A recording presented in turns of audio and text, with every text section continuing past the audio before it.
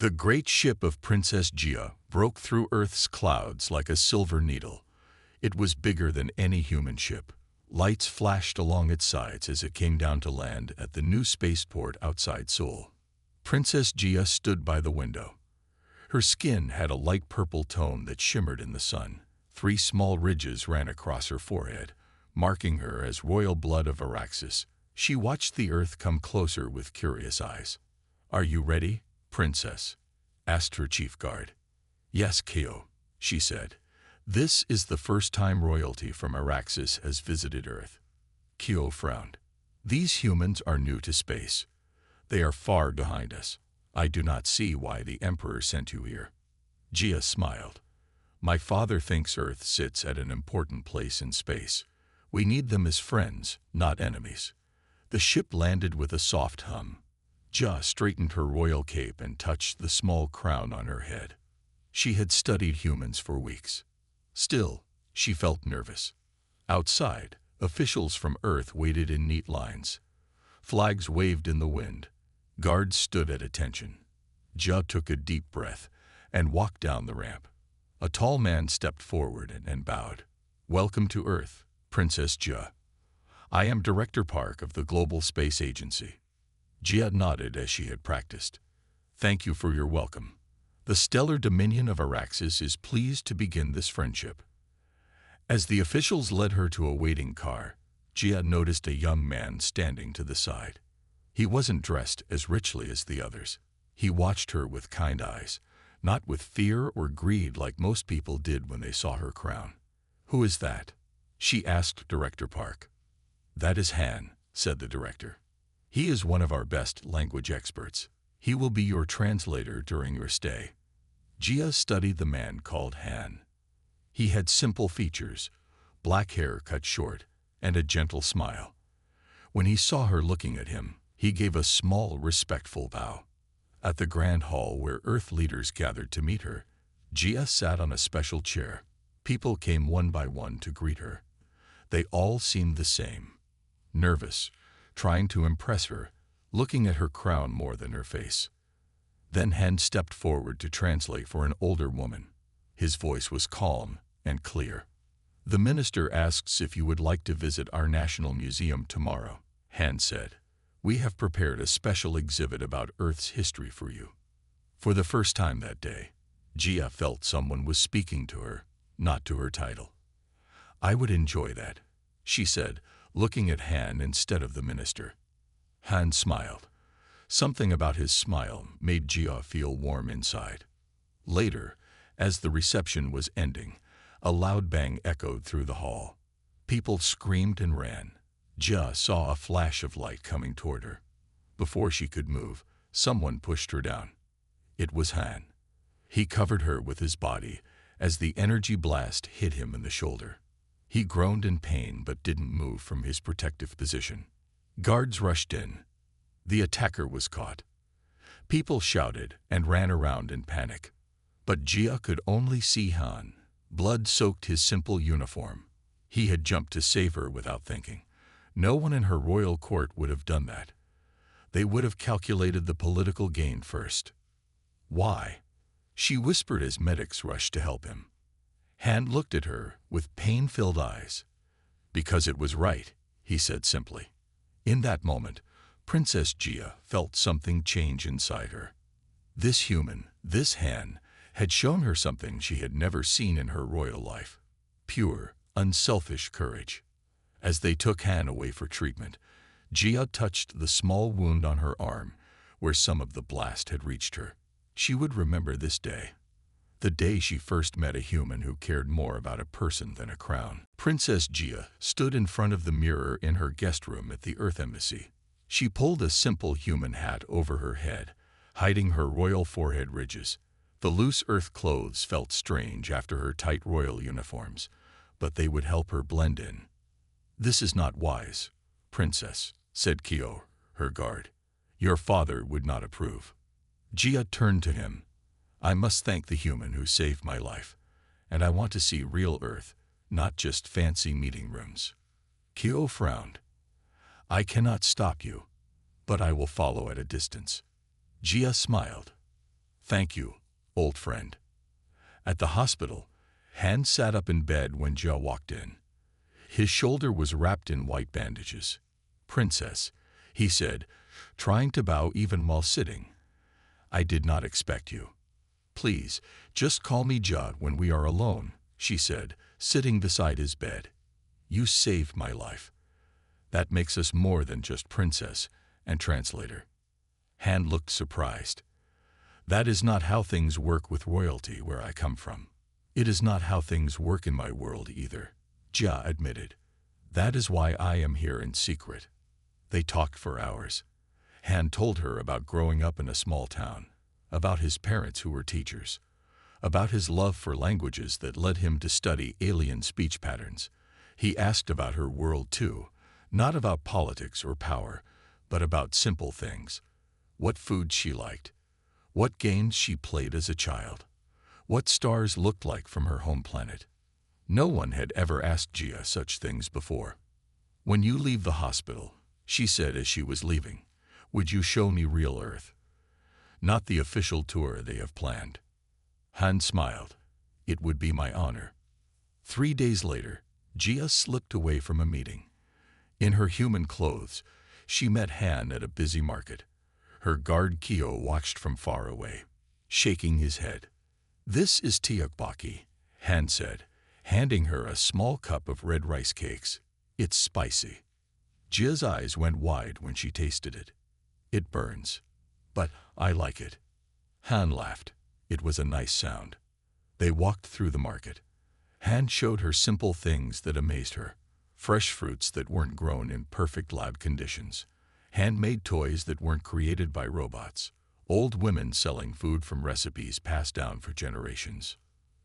Your world has so much life, Jia said. In the days that followed, Jia found more ways to escape her royal duties. She told her advisors she needed rest. She told her guards she was meditating. But really, she was with Han. He took her to a quiet park with pink cherry trees. He showed her a small coffee shop where they sat for hours watching rain fall outside. He taught her how to ride a bicycle along the river path. In my world, Jia told him as they sat under the stars one night, everything is about power and politics. Every word I say is recorded. Every move I make is judged. Here with you, I can just be a person. Han looked at her, but you are not just a person. You are a princess. Your people need you. Jia felt her heart sink. I know. In 1 week, I must return to my ship. My father has important plans for me. Han nodded. He didn't ask what those plans were. He didn't try to make her stay. This made Jia like him even more. Then we should make this week count, he said, taking her hand gently. Back in her room that night, Jia looked at the stars through her window. Somewhere out there was her home, her duty, her crown. But here on Earth was something she had never found before. Freedom, joy, and a human who saw her, not her title. For the first time in her life, Princess Jia wished she was not a princess at all. The week passed too quickly. On the last day, Jia and Han sat by the river. The sun was setting, painting the sky orange and pink. I leave tomorrow, Jia said softly. Han nodded. I know. I wish I could stay longer. Han picked up a small stone and threw it into the water. Your people need you. A whole empire is waiting for you. Jia looked at him. Han always understood her duty, even when she wanted to forget it. This made her heart ache even more. I have something for you, Han said. He pulled out a small box from his pocket. Inside was a simple necklace with a round blue stone. It's from my hometown, Han explained. The stone changes color with the wearer's mood. It's not as fancy as your royal jewels, but it's perfect, Jia said, putting it on. The stone turned a warm purple. What does this color mean? Han smiled. Happiness mixed with sadness. Very fitting for today. When they said goodbye, Jia did not cry. Princesses of Araxis were taught from birth to hide their feelings. But the stone on her necklace turned deep blue. The next morning, Jia's ship rose from Earth. She watched through the window as the cities became tiny dots, then disappeared as clouds covered them. "Course set for the royal flagship, Princess," said the pilot. Jia nodded and touched the necklace hidden under her royal clothes. When they reached the royal flagship, a massive ship 10 times larger than Jia's, her father was waiting. Emperor Ta stood tall, his royal ridges more pronounced than Jia's, his purple skin darker with age. His face was stern. "Daughter," he said as she bowed, "we have much to discuss." In the royal meeting room, Emperor Ta did not waste time. "The Centauri Alliance has reached out for peace," he said. "After 300 years of Cold War, they want to join our two empires." Jia knew this was good news. The Centauri Alliance controlled the outer rim of the galaxy. Their ships and Araxis ships had nearly fought many times. "How will this peace happen, father?" she asked. The emperor's face was like stone. "Through marriage. You will marry Prince Do of the Centauri royal family." Jia felt like the air had been pulled from her lungs. "Marriage? But I have never met this prince." "You will meet him at the engagement ceremony next month," her father said. "This is your duty, Jia. Billions of lives depend on this peace." Later, alone in her royal chambers, Jia stood by the window. Stars stretched out before her, countless worlds that depended on her family's rule. She had always known she would have to marry for political reasons. All royals did. So why did it hurt so much now? She took out a small device Han had given her. It allowed them to send messages across space. It was Earth technology, simple but clever. "I am back on the flagship," she wrote. "My father has arranged my marriage to a prince from the Centauri Alliance. The wedding will bring peace between our empires." Han's reply came hours later. "You will make a good empress one day. The prince is lucky to have you." Jia read the message many times. Han didn't beg her to return. He didn't tell her to refuse the marriage. He accepted that she had duties bigger than her own wishes. "I will never forget our week together," she wrote back. "Nor will I," came his reply. "May your crown bring you happiness, Princess." Jia put the device away. She looked at her royal crown sitting on its stand. Once, it had been the most important thing in her life. Now it felt heavy, like a chain. In the days that followed, Jia did her royal duties. She attended meetings about the wedding. She studied reports about the Centauri Alliance. She practiced the formal words she would say to Prince Do. But each night, she sent a message to Han. And each night, the stone on her hidden necklace turned deep blue. Jia woke to alarms blaring through the royal flagship. She rushed to the command center where her father stood looking at large screens. "What's happening?" she asked. Emperor Tay's face was grim. "We've lost contact with Earth. All communication channels are down." "It could be a technical problem," said Admiral Suk. "For all channels at once?" Jia asked. "That's not possible." She tried to use the small device Han had given her. No signal came through. Fear grew in her heart. In the following days, Jia attended emergency meetings. No one could explain why Earth had gone silent. Then, during a private council, she overheard something that made her blood run cold. "The Earth problem will soon resolve itself," said General Min, a man who had always disliked humans. "Prince Do assures me that once the marriage is complete, both our empires can move forward with the larger plan." What larger plan? Jia wondered. The general's words felt wrong. That night, Jia secretly accessed the military database using her royal codes. What she found shocked her. Ships from both empires were moving toward Earth's solar system. Not diplomatic ships. Warships. She went to her father at once. "Father, I believe Earth is in danger. Look at these ship movements." Emperor Ta studied the screen. "These are routine patrols. So many, all heading to the same area. And why is communication with Earth still down?" "You worry too much, daughter," the emperor said. "Focus on your wedding preparations. Prince Do arrives in 2 weeks." Jia knew her father wouldn't listen without proof, but where could she get it? Meanwhile on Earth, Han noticed something strange. Though all official channels to alien worlds were down, some old satellite systems still worked. As a language expert, he studied patterns in the static. "This isn't a natural failure," he told Director Park. "Look at the pattern. It repeats exactly every 4.3 minutes. Nature doesn't work that way." "What are you saying?" asked the director. "Someone is blocking our communications on purpose," Han said. "And look at these old telescope readings. Ships are coming. Many ships." Director Park looked alarmed. "We must prepare. But our technology is so far behind theirs." Han thought of Jia, of her stories about her world's technology. "Maybe that's our advantage," he said. "They expect us to fight like them, but we can think differently." Han gathered a team of Earth's best minds. They studied everything known about alien technology. While most felt hopeless against such advanced weapons, Han saw a pattern. "Their systems are perfect," he explained. "Too perfect. They've removed all random elements. But random is what humans do best." Using Earth's older, simpler technology, Han's team created a defense plan that no alien empire would expect. On the royal flagship, Jia finally found proof. A secret message between General Min and Centauri commanders. "Earth will serve as the perfect spark for our new war.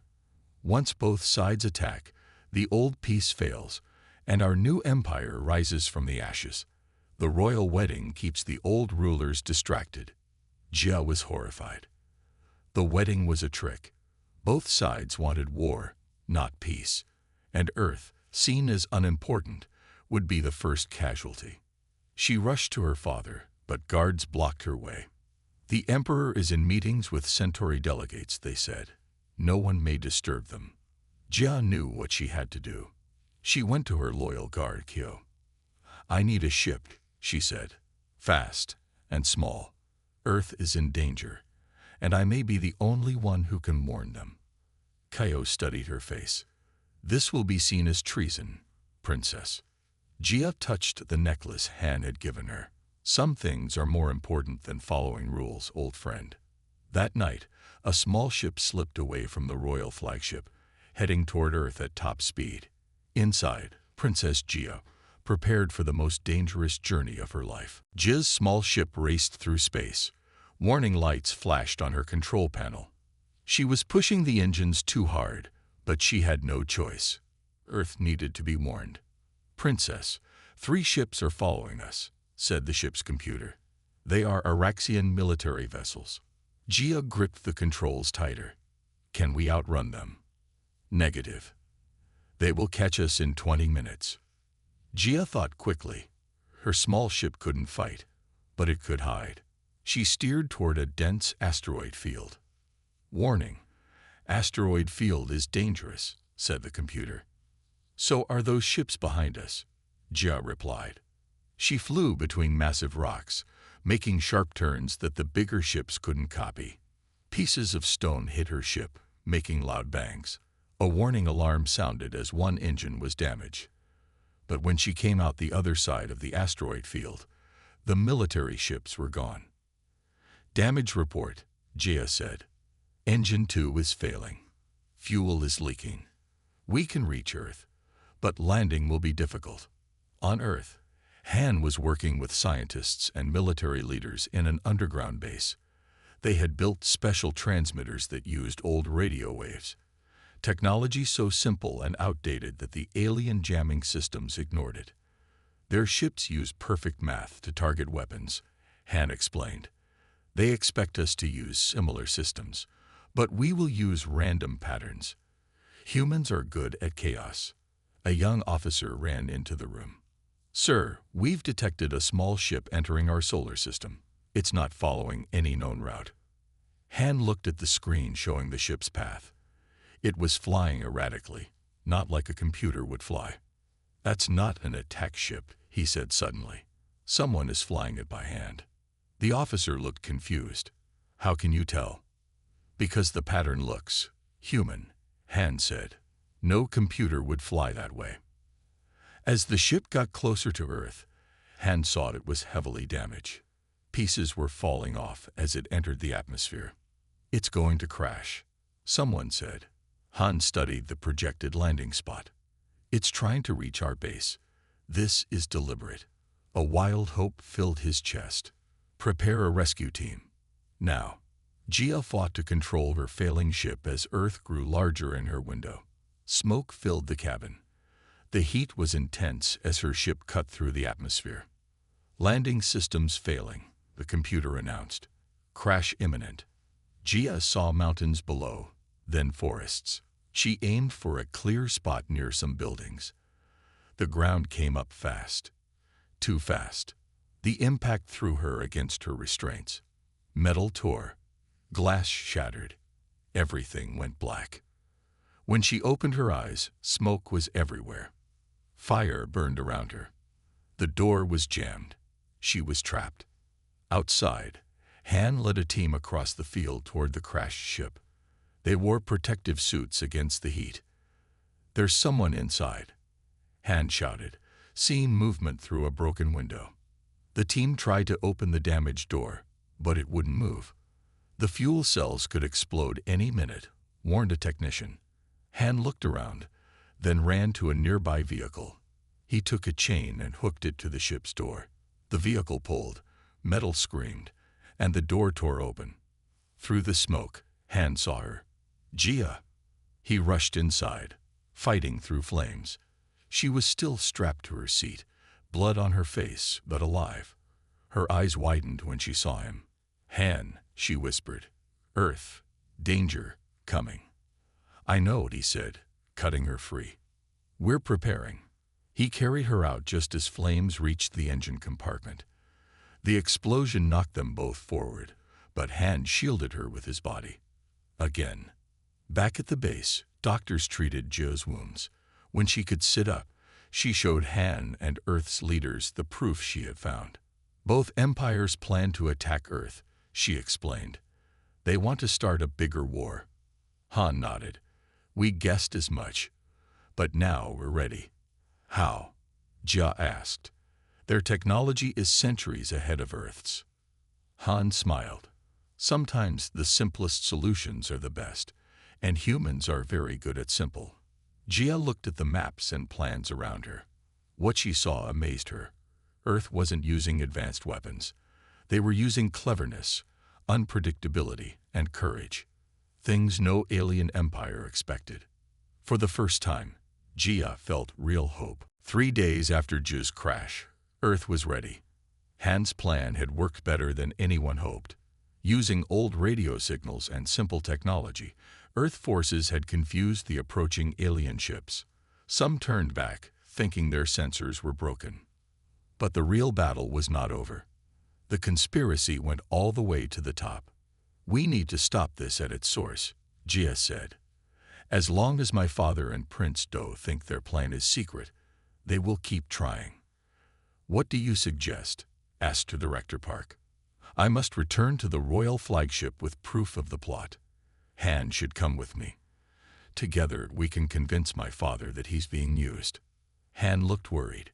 "Won't they arrest you for stealing a ship, and me for helping you?"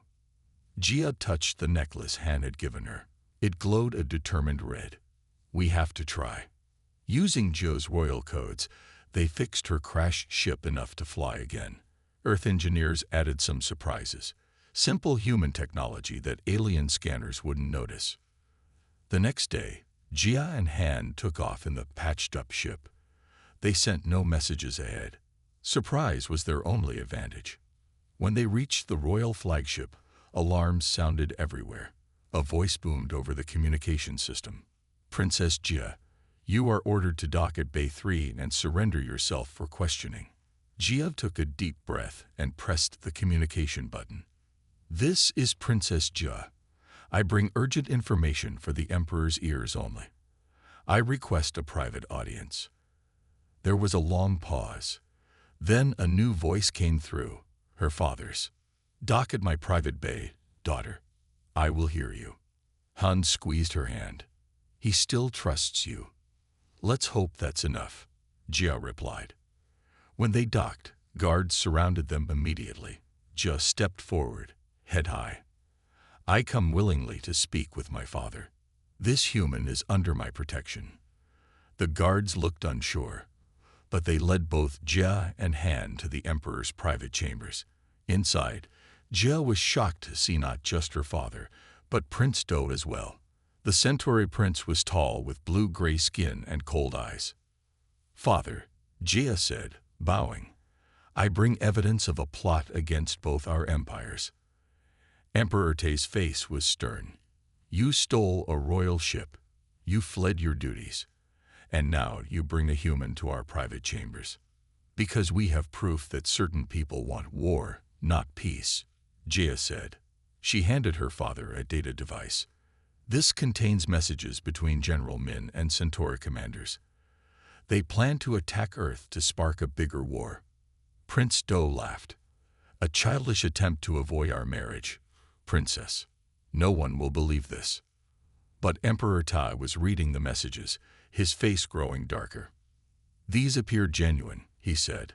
"But even if true, the wedding must proceed. The public expects it. Stability requires it." He turned to Han. "You, human, you have influenced my daughter greatly. Name your price to return to Earth. And forget all this. Gold, land, a noble title." Han straightened his back. "I want nothing, Emperor. I stand with Princess Jia because it's the right thing to do. No one should win power through lies and war." Emperor Tad looked confused. "Everyone wants something. Humans are different, Father," Jia said. "They value truth and freedom over power." Prince Do stepped forward. "Enough of this foolishness. Guards, arrest the human for kidnapping the princess." "No," Jia moved between Han and the guards. "He saved my life twice. I went to Earth by choice." Emperor Te raised his hand, stopping the guards. "My daughter seems very certain of her human friend." He studied Han with new interest. "Perhaps there is more to humans than we thought." Jia felt a spark of hope. Her father was listening, truly listening, for the first time. But Prince Do's angry face told her their fight was far from over. "Father," she said, "I ask for one thing. Delay the wedding. Give us time to investigate these messages properly." Emperor Tai was silent for a long moment. "1 week," he finally said. "You have 1 week." For the next few days, Jia and Han worked to uncover more proof of the plot. They found secret messages, hidden ship movements, and weapons being prepared. But Prince Do worked against them at every step. "The human is filling your head with lies," he told Jia whenever they met. "Our marriage will bring peace. That is all that matters." On the 5th day, Jia was called to her father's throne room. When she arrived, she found a large crowd of nobles and leaders from both empires. Prince Do stood smiling by the emperor's side. "Daughter," Emperor Ta said, "Prince Do has convinced me that we should not wait. The wedding will happen tomorrow." Jia felt her heart sink.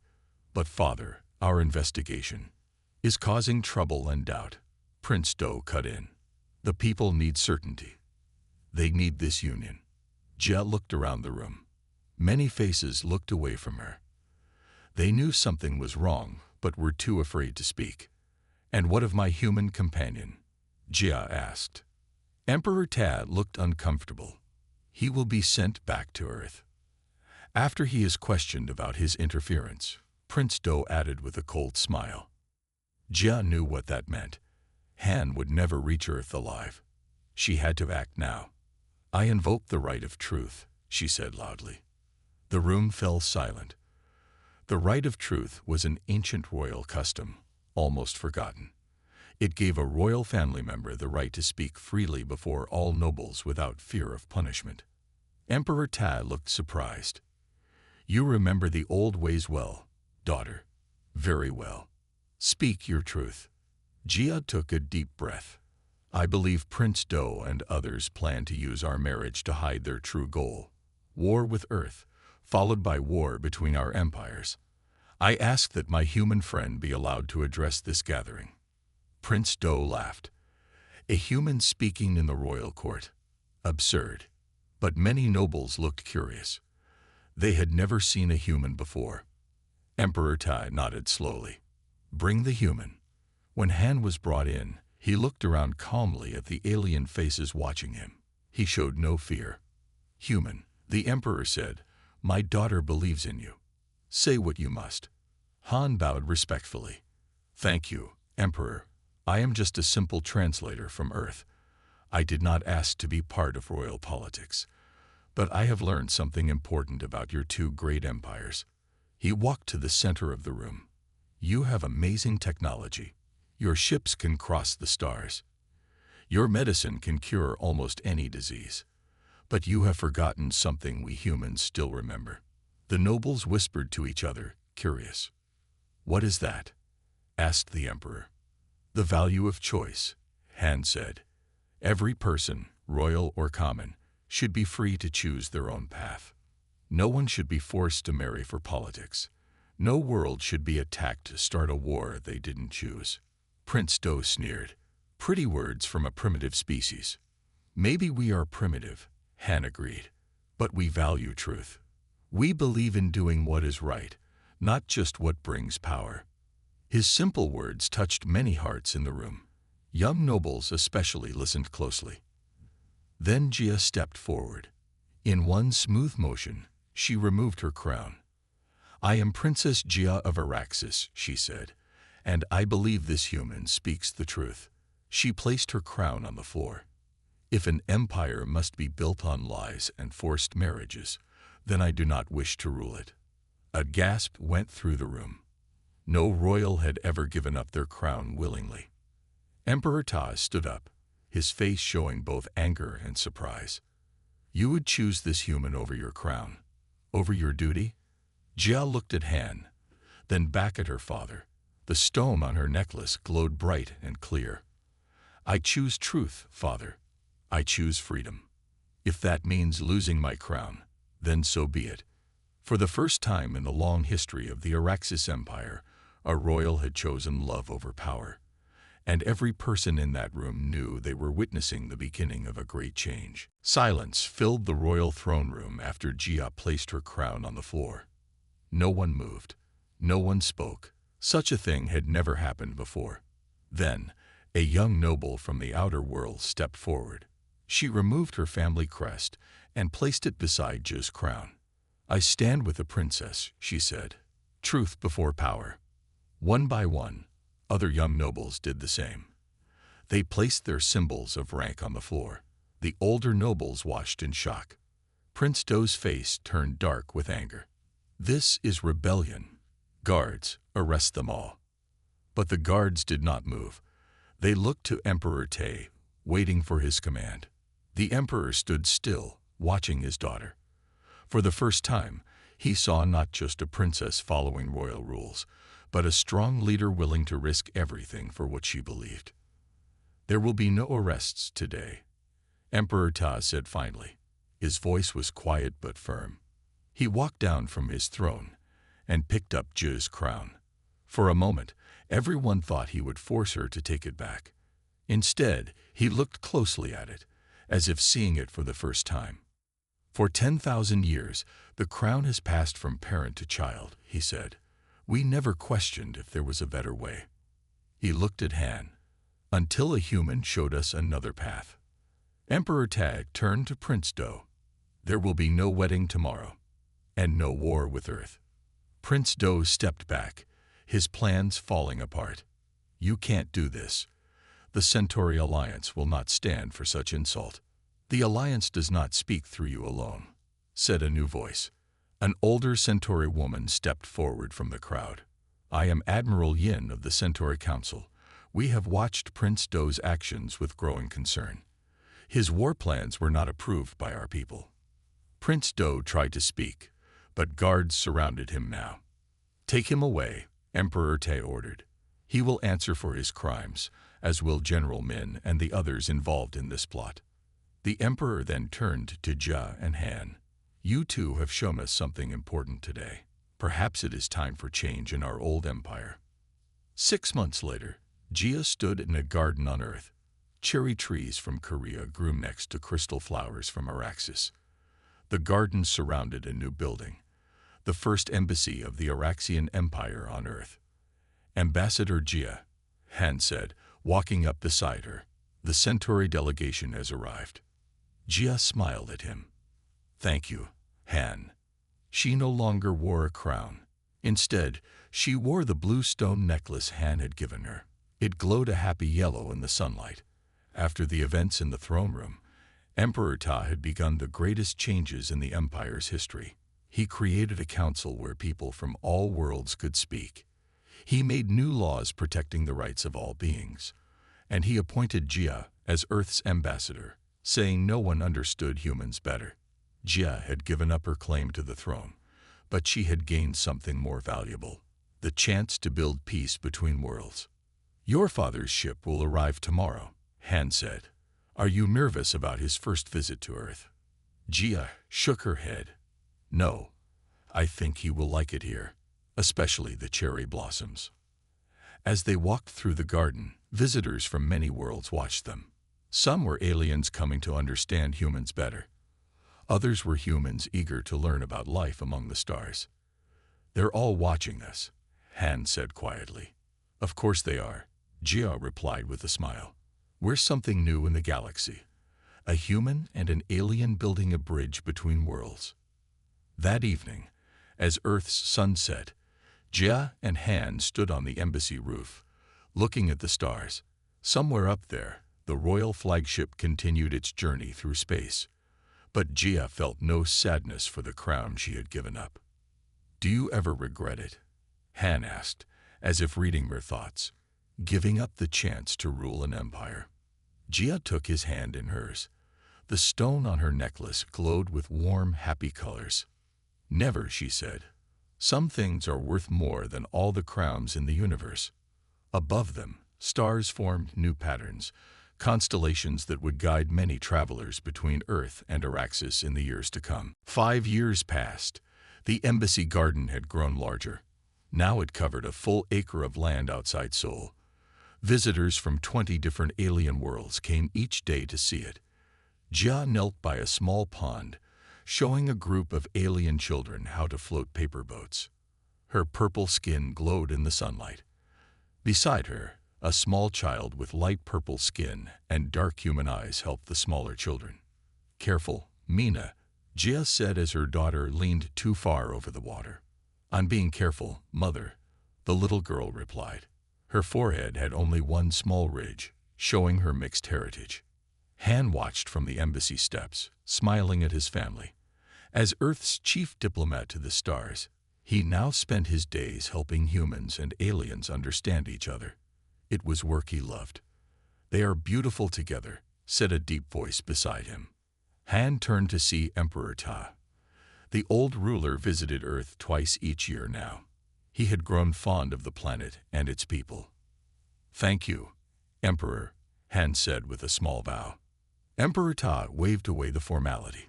Please, call me Ta when we are alone. We are family, after all. This still amazed Han. 5 years ago, the emperor had been ready to force his daughter into a political marriage. Now he accepted a human son-in-law and a half-human granddaughter. The Galactic Council meets tomorrow, Ta said. Earth's membership will finally be voted on. The Galactic Council was new. After the failed plot against Earth, both the Araxian Empire and the Centauri Alliance had agreed to form a council where all worlds had a voice. It was a huge change from the old days of imperial rule. Do you think Earth will be accepted? Han asked. Ta nodded. Without doubt. Many worlds have seen what humans bring to the galaxy. Your different way of thinking. Your, what do you call it? Outside-the-box thinking, Han suggested. Yes, that. Humans see patterns others miss. You find simple solutions to complex problems. And you value the freedom to choose one's own path. Ta looked at his granddaughter playing by the pond. You have changed us all for the better. A small group of human children ran into the garden. They had come for their daily class about alien cultures. Mina saw her friends and ran to join them, moving easily between the two worlds. She belongs to both our worlds, Gia said, joining Han and her father, just as I do now. That evening, a great party was held at the embassy. People and aliens from many worlds gathered to celebrate. Tomorrow, Earth would join the Galactic Council as a full member. "May I have this dance?" Han asked Jia, holding out his hand as music played. As they danced under the stars, other couples joined them. Humans with humans, aliens with aliens, and some mixed couples like themselves. Each year, there were more of the mixed couples. "Did you ever imagine this?" Jia asked, looking around at the peaceful gathering. "When we first met," Han shook his head. "Never. I was just a translator. You were a princess from the stars. And now we're building bridges between worlds." Later that night, after the guests had left, Jia and Han took their daughter to the embassy roof. The three of them lay on blankets, looking up at the stars. "Tell me the story again," Minna asked sleepily. "Which one?" Han asked, though he knew the answer. "About the princess who loved a human more than her crown." Jia smiled and began the familiar tale. Once, not so long ago, a princess from the stars came to Earth. As she told the story, Minna's eyes grew heavy. By the time Jia reached the part about the garden with cherry trees and crystal flowers, the little girl was asleep between them. Han looked at his wife, her purple skin glowing under the starlight. She had given up an empire to be with him. He had risked everything to stand by her side. "I love you," he said simply. Jia's necklace stone glowed with the deepest, warmest colors. "And I love you," across all the stars, and back.